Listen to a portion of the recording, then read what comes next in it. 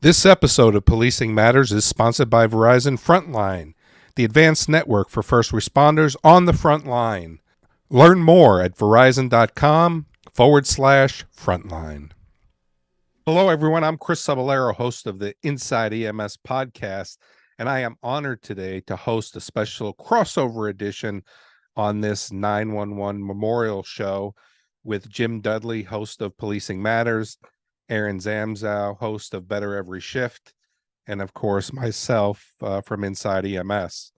And we are going to have a great discussion about what 9/11 has meant and how we can prepare in the future to ensure that these events never happen again, or that we're better prepared. So let's go ahead and get into that show right now. So Jim, if I go to you first and ask you, just from the police side, and we think about 9/11, I mean, what's the feeling now? Kind of as we thought about this, we've got a whole generation now that's coming into the workforce that wasn't even alive when this happened. Of course, they know, they're learning about it in school. But now as we start to think about the feeling of 9/11 from the police side, what does it mean?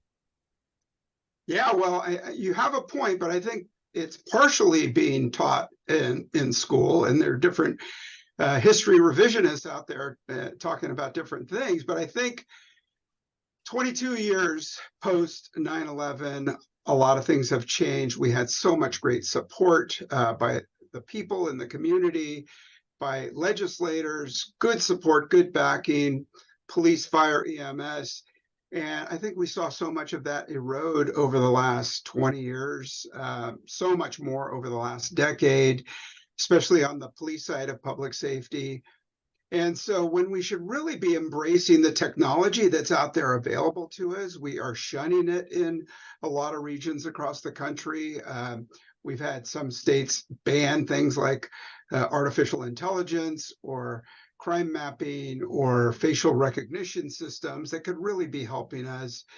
As far as the police, yeah, I mean, we've got a lot of young cops out there who it may have happened when they were alive, but they might have been 2, 3, 4. And so I don't think they have that that real perception that we did from being professionals working when 9/11 happened, and the impact that had on us and on a nation that wasn't ready for it, wasn't prepared to handle the psychological impact of it. But on that day, there was stunned people out there, and then public safety went right into action.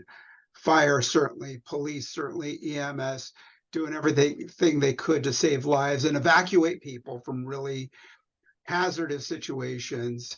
And the toll, especially on firefighters, has still been seen over the years, over the decades, on their health. And we've lost a lot of good people because of the ramifications from those rescues. But I think right now police officers are well trained. They are ICS trained. They use ICS for events, planned events, spontaneous events, used to mitigate circumstances of maybe a mass casualty incident, a mass shooter, or things like that. And I think we're going forward. Talked with Eric O'Neill on my podcast from Ray Tom, who is training police officers to be fully EMS trained. And I think that is just something long overdue and a force multiplier for fire and EMS as well. So some good things, but some drawbacks indeed. And I think you're absolutely right. One of the things that we talk about now is, augmenting the first responders. Of course, I'm going to talk to Zam and ask him the same question here. But one of the things, they got the average on scene time of 4 minutes, same as police. And if we can start to think about delivering aid as quick as we can, I think that that's a great place to be. But Zam, I want to give you the same thought now when we think about 9/11, and certainly, fire had such a big impact. We saw the FDNY running into these buildings knowing that they may not come out, and the selflessness that really went into that. What's the lesson, or what are firefighters now thinking, kind of along the same lines of a generation now is coming in that may have been 2, 3, 4, as Jim said, and keeping this legacy going? Yeah, I think And Jim touched on it too. One of the things that we're seeing now, 22 years past, is not only just the event, but then all the cleanup, and then dealing with the mental health side of that too. I think some of the things that I still see that 9/11 has really helped with the fire service. I believe that one is it really brought forth more of the cancer initiatives, because a lot of those individuals that were on the mound cleaning and working those tireless hours to try to do what they could. A lot of them have come down with cancer. I mean, the numbers there are astronomical, and I think that's brought not only an awareness but research towards, at least on the fire side, what we're going into as far as environments. The other side of that is the mental health toll that it's taken, years down the road. People having to deal with going to 150 funerals, and and it's brought those kind of issues to the forefront, so that we talk about them a lot more. And hopefully the police have kind of seen that as well, where it's mass casualty incidents like this that I think bring out some of the best things. And I'm carefully wording this, of course. The incident itself is horrific, but you see just what we do. We saw firefighters run into that building, and there were police officers there too that were in harm's way, trying to get people out of there, and that's what we do. And now we're seeing, hey, even though we do that, there are harms beyond just that physical incident, and so the awareness that was brought to that, I think, both on the police and the fire side, is still prevalent today, and it's growing and advancing. On the other side of that, you had mentioned it's 22 years removed, and there's a lot of our younger population, younger generation, that has their own perception of what happened on 9/11.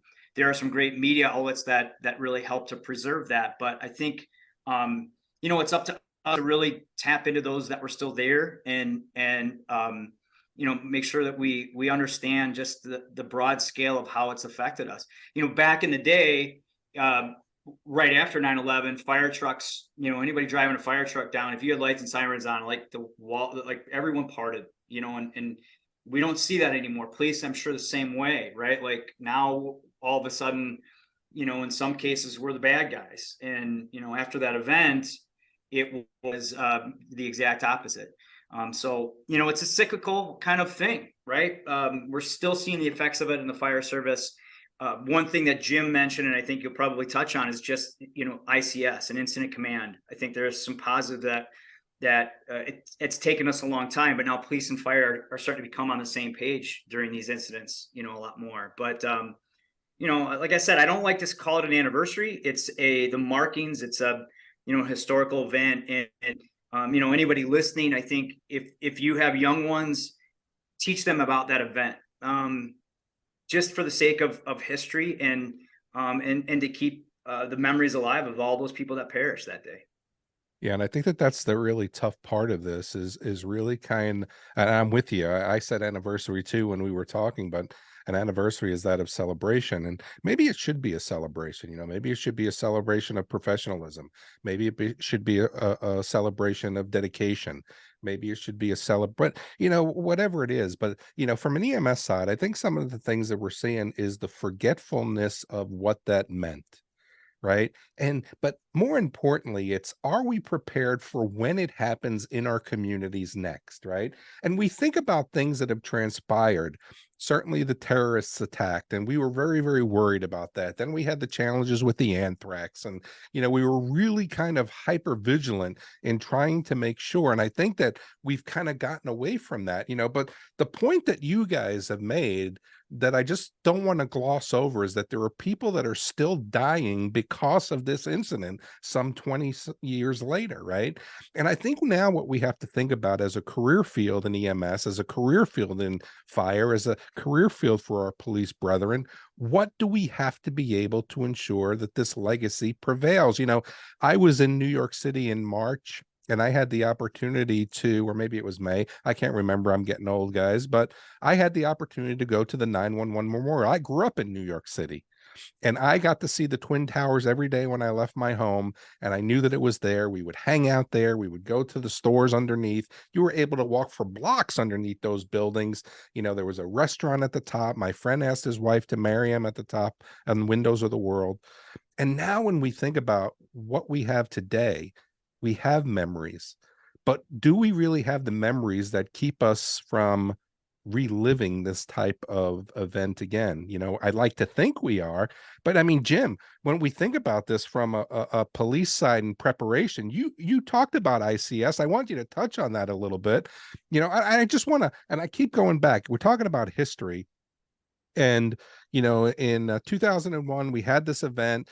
You know, the president came out and said everybody's got to be ICS certified. We have to have the 200 and 300 and 400. And in 2014, I had the opportunity to lead the medical branch of the Ferguson event in Ferguson, Missouri.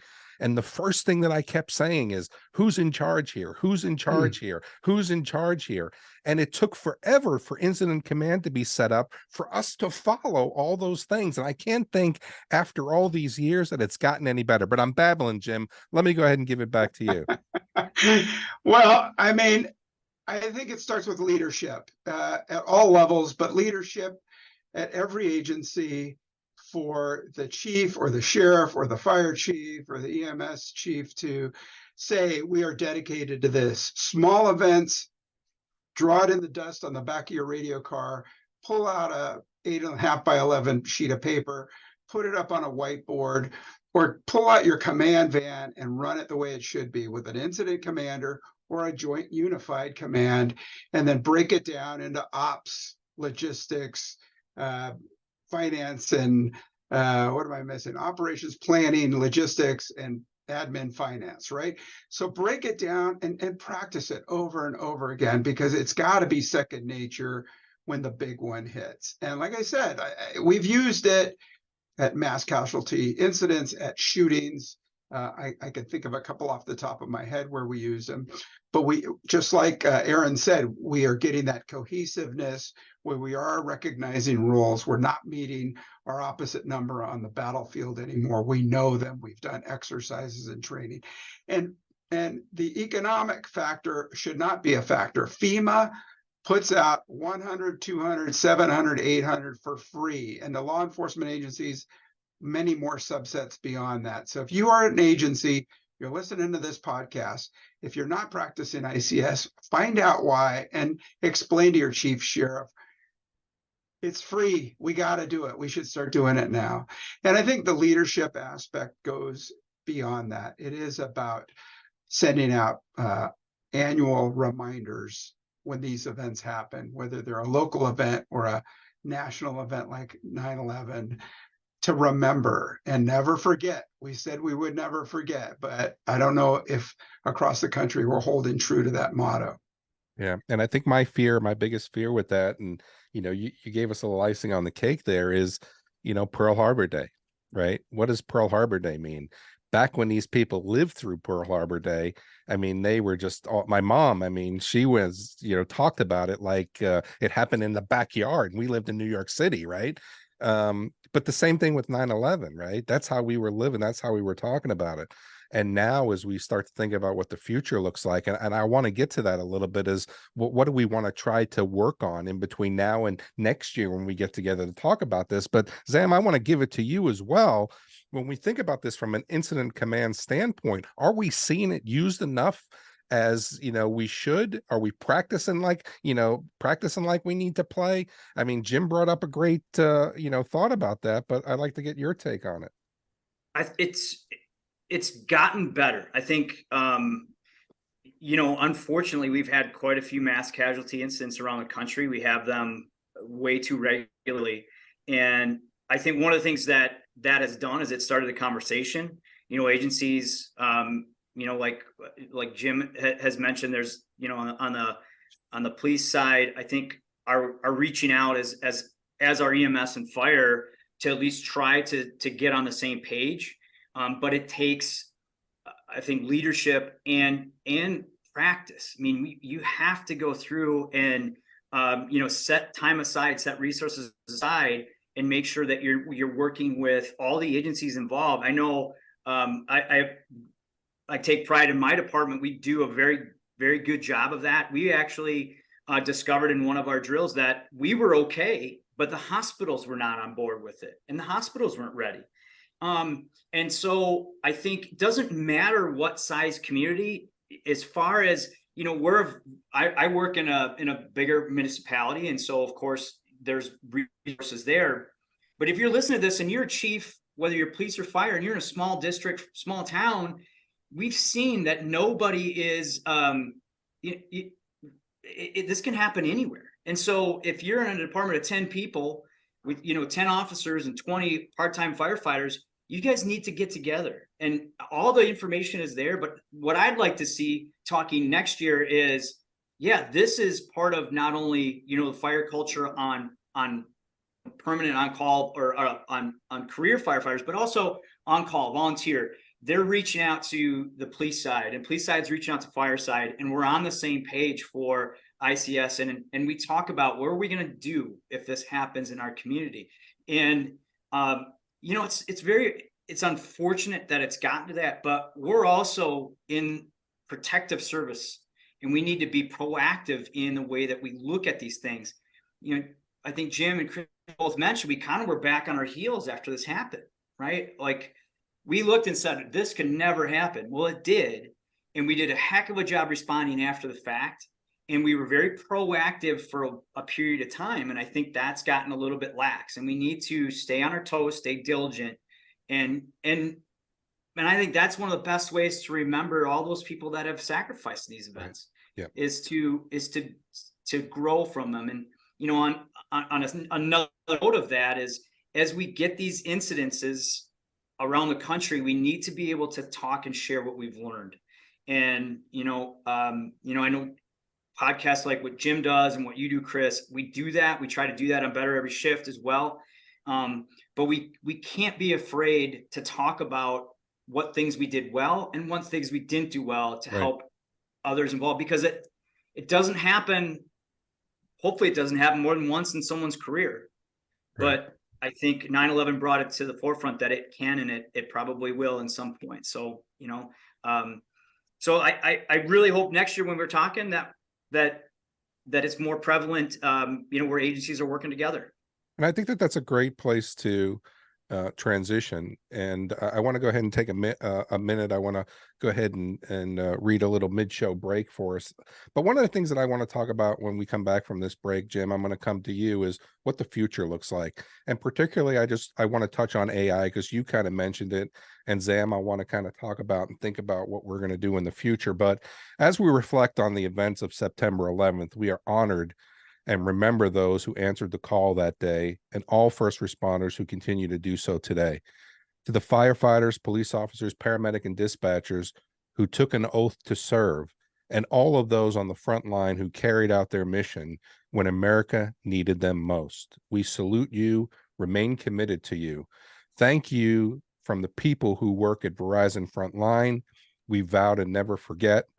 As you perform your mission every day, inspiring our nation and those you serve. And we want to send a special thank you, all of us, to Verizon for sponsoring this crossover podcast.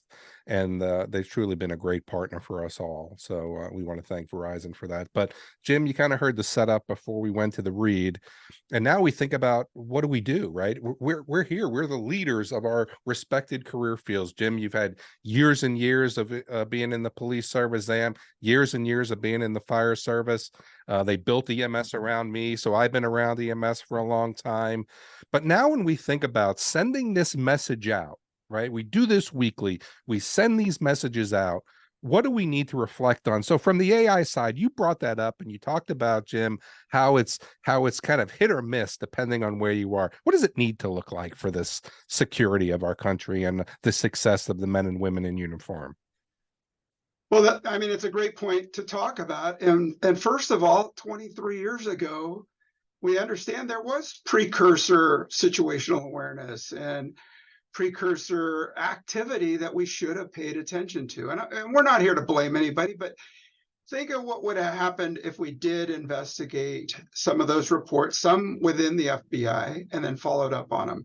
We've seen information sharing drop. We've seen big events where in open source information, we knew there was going to be a possibility of trouble, like January 6th. And we've seen some active shooter incidents where we've had leadership freeze, and there was no follow-up to ensure that someone else would take charge and take it over. So AI, we're at an advanced level now where we can tie systems together, have common operating systems and platforms.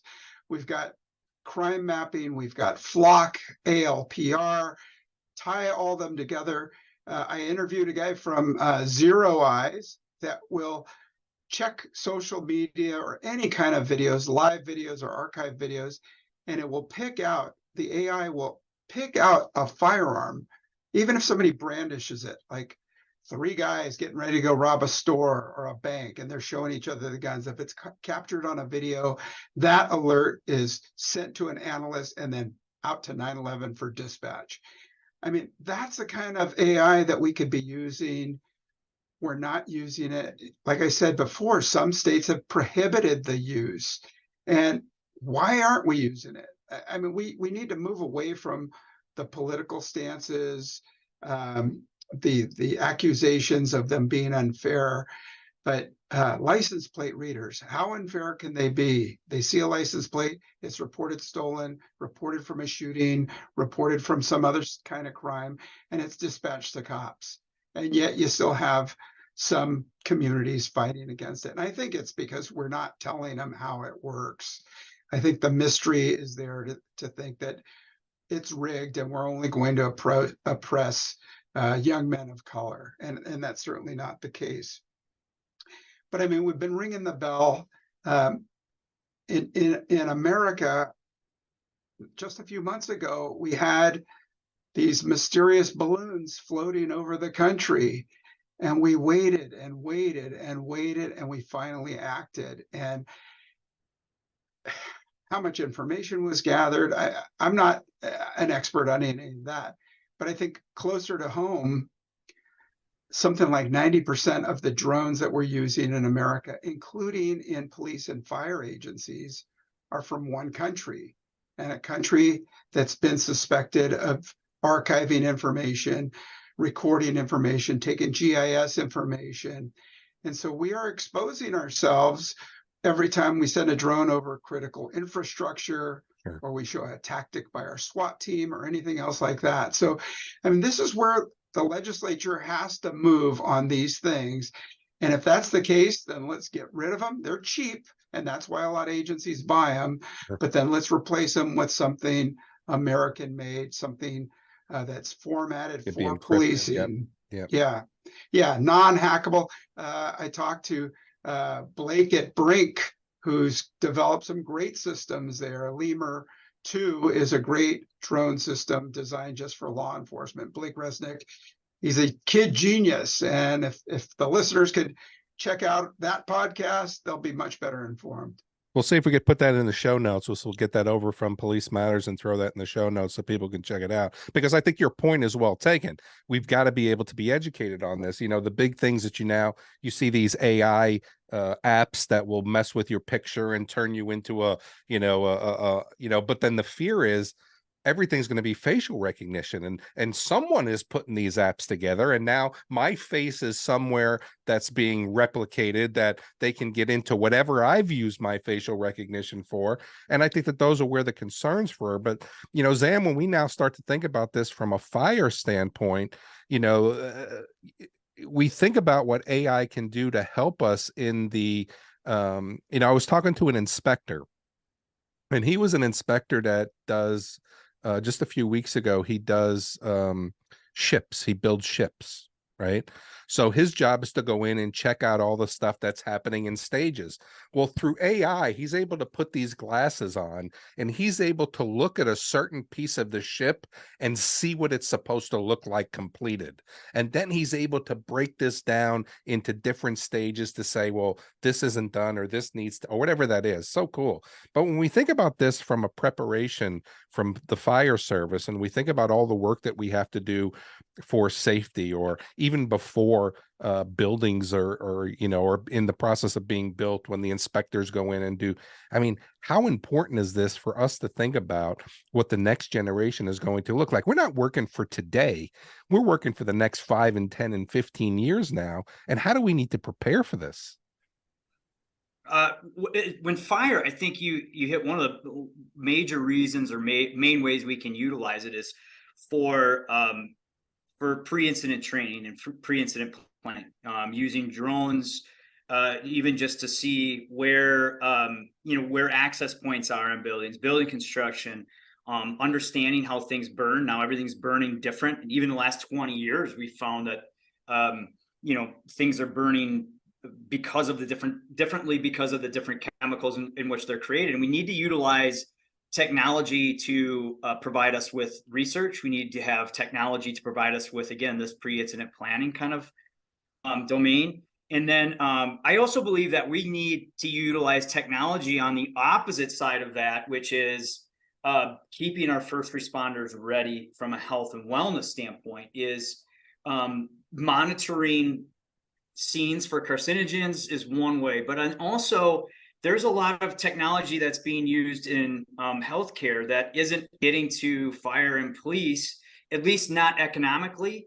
For cancer initiatives, even for mental health initiatives, by using even AI, we can start to recognize people that might be more susceptible for mental health issues or health issues in general. So, there's ways to embrace technology both on the response side and then on on the opposite side after we respond. And that's the other part that I think in fire we're seeing a lot more focus with, and I think in police as well, right? I don't want to speak out of context there, Jim, but utilizing the technology on that side as well for the individual police officer, the individual fighter. I think firefighter, we need to embrace that, and medic. I'd like to even see that there are now some parameters coming up where they're using AI to see, based off of health parameters and investors, whether or not an officer or firefighter is really ready for the shift that day. Based that's off interesting. prior calls, sleep, health issues, and in some particular programming is categorizing them as yellow, red, and green, and whether they're more susceptible to injury or even mental health or anxiety issues. So I believe that as an industry, we have to start to really focus on the specific tools that can help us do our job more effectively. Because the other part of this that we haven't even addressed is after 9/11, like when we wanted to hire police and fire, the doors were open and the people were flocking in. And now we're opening the door and we're looking around and people are going, Maybe I'm going to pass, maybe, Yeah. So if we can utilize AI, if we can utilize technology, help us become more efficient and effective, we need to embrace that, because we're going to start to see really this lack of not response, but you're going to start to see that we're going to have to do more with less. Yeah, it's a good point. And we're going to have to lean on technology. As Jim was talking about, it can help us do our job better, and it can help us stay fit and well and healthy to do what we're supposed to be doing. Yeah, I mean, there's a lot of good things that you touched on there. I wouldn't even know how to unpack that. But, on this special edition, this crossover edition of Policing Matters, Better Every Shift inside EMS, as we reflect on 9/11 and certainly where we've been and where we're going, I do want to focus on this as we're kind of getting up there in time. It's going to be a little bit longer than our normal show, as we all got great things to opine on. But Jim, what do we need to do now in the future, right? I mean, we did a lot of stuff. You talked about, 700, 800, they're free. Talk to your chief, sheriff, and get. Back then, we didn't have to worry about it. We were all required. We all had to prove. We all had to show our certificates to make, right? So what do we do now as we think about the future, as we go forward in the next year, the next 3 years? I mean, what are we supposed to look at, and how are we supposed to keep ourselves vigilant? And, that these things, at least when they happen again, we're a little bit better prepared. Yeah, I think it comes down to leadership, and it starts at, the president and the Department of Homeland Security and all the way down to local law enforcement. We need to have an annual audit and look at all of our supplies. We after 9/11, we looked at the supplies from the last big attack, right? World War II. And we found old, radiological stuff and water in cans that was, it had evaporated, and dosimeters that didn't work and things like that. Well, now after 9/11, we had PPEs in the trunk of every radio car and training every year. And little by little, the suits expired, the training stopped, the funds ran out, and we may be at a situation worse than before. So Yeah. we need that impetus to take another run at preparedness, training, exercises, PPE, equipment, and a best practices manual. And that's got to come from above so that we're all doing it the same. I mean, we've had situations where we do have mutual aid from another outside county fire department coming in, and their hoses don't connect to our hydrants, or their hoses don't connect to ours. We've got to sort all those things out so that we truly are prepared. And I think, Aaron makes some great points about fitness and mental health. Yeah. And the better prepared we are, the better prepared mentally we are to go into the mode of reacting and then sorting it out later, post situation, and then bring in the mental health experts and the mental wellness people to help support our first responders. Yeah, I mean, I think you kind of sum that up for everybody. I don't even know we need to talk anymore, Aaron, right? But Sam, I want to give you the same thought. I mean, from a fire side, 1 year, 3 years, I mean, how do we put ourselves back in this vigilant mode that we were once in, as we are thinking about the events that happened on 9/11? What do we get from the fire side? I think, first, Jim hit on leadership, and he was right on. If you're a chief officer, or you're someone in that's leading kind of your group and your organization, first thing I would do is really urge you to reach out to the other departments, reach out to police, reach out to the hospitals, reach out to EMS branch, and hey, let's get together. Let's make sure we're all on the same page, and let's put ourselves in some of these scenarios, and maybe set up some trainings and make sure that everybody is as well prepared as possible. And that goes down to, do we have enough supplies? Are our supplies expired? What are we going to need if something, and doesn't have to be as large as 9/11, but some multi-casualty incident or mass casualty incident happens, and reach out again to the not only police, but if you're a fire service, reach out to your communities you do mutual aid with. Make sure you're all on the same page. And from a leadership standpoint, you don't have to have all the answers, but bring the right people into the room and come up with a plan.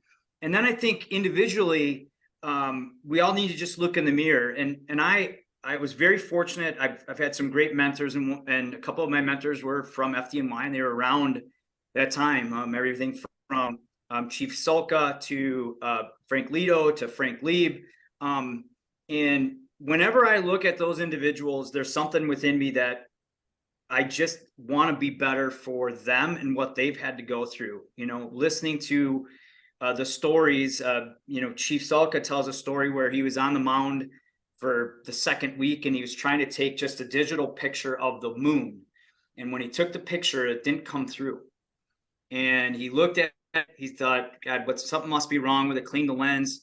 And what was happening was, when the flash went off, it would reflect from all the dust that was still in the air 2 weeks after. And he knew then that there was going to be other ramifications, yet they still did what they had to do. And, transferring that on to Chief Lieb, who was FDNY's head training. He just says it's up to all of us to try to get better, try to improve, try to do something to hone in our profession to provide the best service we can when we're called to do that. And that doesn't require a chief, that doesn't require leadership, that requires a mirror, and that requires you and some dedication. And so I think the other side of this, to remember those that have sacrificed and that ran up the stairs and escorted people in the eyes of danger, that you owe it to them to just try to be your best every day and to try to improve. And so I think that's the way that you keep their legacy alive. And if you ever get a chance to go to the 9/11 memorial, do it. If you get a chance to ask questions of someone, a police officer or a firefighter that was around New York at that time, even anybody who's lived in New York that was around that time, they have vivid memories and stories of how it affected them. And I think it's really important to take note of those. Yeah, and I think that, I mean, you guys hit it perfectly. I don't know what I need to add to that from an EMS side, but one of the things that I don't want to gloss over that Zam really kind of brought to light is the best way for us to remember the people who sacrificed was to do our job better and cleaner than the next guy. And we shouldn't be thinking about the events of 9/11 only on the anniversary. We should be thinking about this constantly, because these are people who went to work one spring morning, and never came home. And that could be any one of us on any given day. And we've got to be able to remember what those events meant. So, for Jim Dudley, he's the host of Policing Matters. Go ahead and check out his show. He's got a lot of great shows. He is the man of the hour, too sweet to be sour. I'm going to go ahead and say that, Jim. That's my kickoff for you. Aaron Zamzow, Janelle Fosquet, who is co-host of Better Every Shift. And for Kelly Grayson, I'm Chris Cebollero. I do want to send a shout out to our international correspondent and host of the EMS One Stop, Rob Lawrence, who is traveling around the world, having a good time. Couldn't join us. But 9/11, man, what does it mean to you? What are you going to do to remember? And how are you going to make this a credit to the people that went before us? So I want to thank everybody for joining us on this special edition, this crossover podcast of Policing Matters, Better Every Shift, and the Inside EMS podcast. And we'll all catch you on our own networks, on our own stations in the coming week. We want to thank you for joining us.